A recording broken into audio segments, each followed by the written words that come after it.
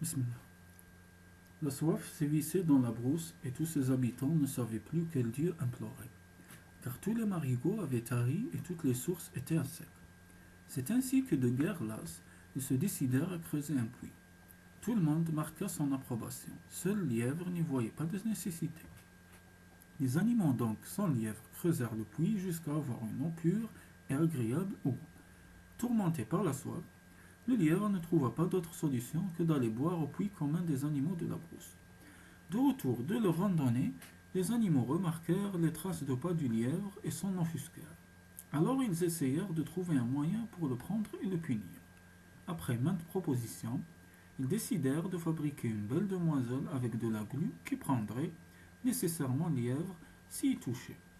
Ils la placèrent à côté du puits et s'en allèrent à leur promenade. La soif ne manqua pas de diriger les pas du lièvre vers le puits des animaux. À la vue de la jeune fille, il se montra galant et la salua. Devant le silence de celle-ci, il lui administra une gifle et sa main resta collée à la demoiselle. C'est alors qu'il lui dit: Si tu ne libères pas ma main droite, ta tête va s'envoler, lorsque je vais te donner une gifle de la main gauche. Ce disant, il joignit l'acte à la parole et sa main gauche aussi s'y colla. Il donna des coups de pied et ses pieds également se collèrent à la demoiselle de Glu.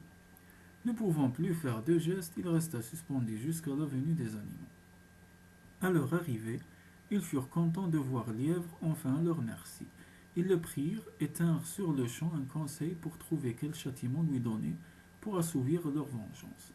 Les uns proposèrent que l'éléphant le réduise en boue sous ses pattes. D'autres auraient préféré que Lion, roi des animaux, lui broie le crâne de ses mâchoires puissantes.